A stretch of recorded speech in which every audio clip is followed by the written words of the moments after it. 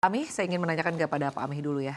Sebelum membahas terkait nota keuangan di 2025, mari kita evaluasi ya Pak, capaian utama setelah 10 tahun kepemimpinan Pak Jokowi begitu ya. Tentunya ada target-target yang ditetapkan begitu ya Pak. Apakah target-target ini sudah sesuai Pak dengan capaian? Artinya apakah sudah tercapai apa yang ditargetkan? Ya, kebetulan di sektor yang kami tangani, sektor sosial budaya, itu menyangkut ada pendidikan dan kesehatan. Untuk pendidikan, selama 10 tahun terakhir, 2 kali periode pemerintahan Pak Presiden Joko Widodo, itu secara nyata ada perkembangan baik dari sisi capaian untuk penyelenggaraan pendidikan, terutama memastikan bahwa anak-anak usia sekolah umur 7 sampai dengan 18 tahun itu ada di sistem persekolahan. Dan itu dipastikan melalui pemberian sebenarnya beasiswa, tapi dalam bentuk program Indonesia Pintar, yang itu diberikan kepada setiap anak usia sekolah yang dalam kategori 25% dari keluarga tidak mampu. Dari keluarga yang di situ selama ini mengalami kesulitan finansial itu. Dan itu penyelenggaraan pendidikan ada biaya-biaya yang harus ditanggung dan pada sebagian yang pokok itu ditanggung oleh pemerintah melalui APBN. Biaya pendidikan yang utama itu adalah biaya investasi untuk pembangunan sekolah, rehab sekolah, kemudian biaya operasional yang diberikan melalui BOS, biaya operasional sekolah itu. Dan yang ketiga biaya personal, yaitu program Indonesia Pintar atau Kartu Indonesia Pintar yang diberikan kepada 20 juta lebih anak usia sekolah dari 25% keluarga tidak mampu. Dan itu terlihat sekali capaian partisipasi meningkat pada semua jenjang SDMI, Madrasah Sanawiyah SMP, dan juga SMA, SMK, dan Madrasah Aliyah. Itu kelihatan meningkat dan tingkat kesenjangan antar kelompok pendapatan, kuartil 1 dan kuartil 5, itu makin menyempit dan pada keluarga-keluarga tidak mampu makin meningkat. Sekarang ini sampai dengan 79% anak-anak yang dari keluarga tidak mampu yang sampai di pendidikan menengah. Baik Pak, di program pemerintahan mendatang begitu ya Pak, akan ada program pemberian makan bergizi gratis ya Pak ya. Tapi kita tahu juga bahwa pemerintah selama ini sudah memberikan bantuan sosial begitu ya, berupa pemberian beras bagi keluarga miskin begitu. Apakah dengan adanya nanti program makan bergizi gratis begitu ya Pak, program pemberian beras bagi keluarga miskin ini masih akan terus dilanjutkan? Bagaimana Anda melihat kedua hal ini? Ya, ini dua program yang terpisah dan akan tetap berjalan seiring karena target sasaran dan juga mungkin akan bersinggungan ya target sasarannya. Tapi kedua-duanya bagian dari yang pertama perlindungan sosial, jadi kita tetap menjaga bahwa bantuan-bantuan sosial yang selama ini diterimakan kepada keluarga-keluarga yang kelompok-kelompok rentan dan keluarga tidak mampu tetap dijaga. Itu karena itu bagian dari tanggung jawab pemerintah untuk memastikan bahwa masyarakat yang berada pada kelompok rentan dan keluarga-keluarga yang tidak mampu itu dijamin penghidupannya. Dan kemudian untuk program makan bergizi gratis ini juga punya tujuan yang lain yang khusus karena dimaksudkan untuk memastikan bahwa anak-anak bisa menempuh pendidikan, mengikuti pembelajaran dengan kesiapan yang baik. Karena itu banyak sekali anak yang ketika pergi ke sekolah itu belum mendapatkan asupan makanan, belum sarapan, sehingga tidak bisa mengikuti pembelajaran di kelas. Nah, ini dua-duanya program tetap dijalankan dan juga dalam skema pembiayaan yang tetap dipastikan bahwa itu menjadi bagian dari yang nanti dianggarkan melalui APBN. Baik, artinya memang kedua program ini masih kedepannya akan dilanjutkan ya Pak Betul, ya. betul. Masih Program tetap dilanjutkan. makan bergizi gratis akan dijalankan begitu ya di 2 Januari 2025. Sementara untuk bansos begitu Pak, ada beberapa bansos utamanya mungkin pemberian beras miskin juga masih akan terus dilanjutkan. Masih.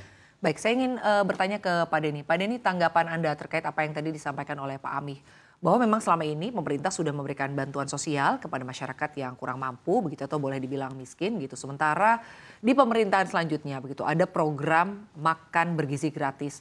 Bagaimana Anda melihat ini? Apakah kedua program ini bisa saling terintegrasi ataukah memang harus ada salah satu begitu Pak yang artinya di stop mengingat memang ini akan menjadi beban baru dalam tanda kutip bagi anggaran kita begitu Pak. Bagaimana tanggapan Anda Pak Denny?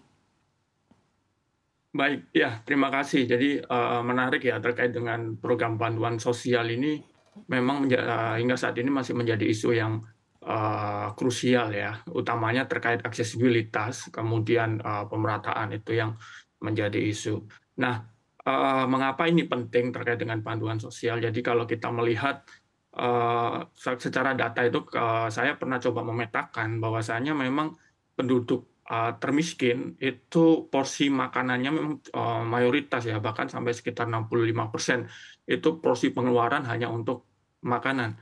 Artinya itu menjadi penyumbang terbesar kemiskinan, itu yang pertama. Terus yang kedua, desil-desil yang rentan miskin seperti desil termiskin kedua sampai desil termiskin keempat itu juga sama ya, mayoritas hampir ya sekitar 62% itu pengeluarannya untuk makanan. Artinya makanan ini memang menjadi bantalan yang sangat krusial dan penting ya, agar masyarakat miskin maupun rentan miskin ini tidak jauh terperosok kemiskinannya lebih dalam. Itu yang pertama. Nah, cuman berikutnya adalah bagaimana kemudian masyarakat miskin ini dapat akses bantuan sosial yang diberikan kepada masyarakat ini dapat menyentuh secara maksimal kepada masyarakat miskin. Itu yang paling penting. Jadi dari sini isunya adalah tidak untuk menggantikan program satu dengan yang lainnya, dan tadi juga disebutkan oleh Pak Ami bahwasanya memang tujuannya memang berbeda ya, dari sisi makan bergizi gratis dan bansos yang selama ini sudah digelontorkan seperti Rastra, PKH dan sebagainya gitu ya, itu memang tujuannya berbeda. Nah, cuman salah satu hal yang penting yang ingin saya highlight ya, bahwasanya yang paling krusial adalah bagaimana kemudian memetakan masyarakat rentan miskin. Itu yang kemudian menjadi penting. Kemarin World Bank juga sudah mengeluarkan riset ya, bahwasanya justru sekitar 115 juta ya masyarakat itu ada di calon kelas menengah. Nah, calon kelas menengah ini punya kemungkinan yang besar untuk dia itu terperosok ke kerentanan ya, miskin rentan lah. Sehingga beberapa program itu perlu diintegrasikan masuk ke situ. Nah, usul saya memang penting sekali memastikan program-program seperti makan bergizi gratis, jika nanti dicanangkan itu bisa menyasar tidak hanya masyarakat miskin, tapi juga masyarakat-masyarakat yang sebenarnya sudah masuk rentan miskin, bahkan calon yang rentan miskin. Itu yang menjadi penting ya, karena kalau kami lihat gradasi terkait dengan bantuan sosial itu bahkan semua desil, baik termiskin dan terkaya itu semua dapat semua ternyata. Nah, artinya apa? Di situ ada ketidaksasaran yang kemudian masih menjadi isu yang krusial hingga sekarang gitu ya. Dan yang kedua adalah memang mayoritas program itu bertumpuk untuk masyarakat miskin, gitu ya. Nah, saya khawatir ketika banyak prioritas itu belum diarahkan atau tidak banyak diarahkan sama dengan anak miskin untuk ini ya, untuk kelas menengah yang hampir miskin tadi, itu saya khawatir terperosoknya akan lebih jauh lagi, sehingga memang saya merekomendasikan agar tidak hanya masyarakat miskin tadi makanan bergizi gratis, agar juga diintegrasikan untuk masyarakat-masyarakat yang sebenarnya juga rentan gitu.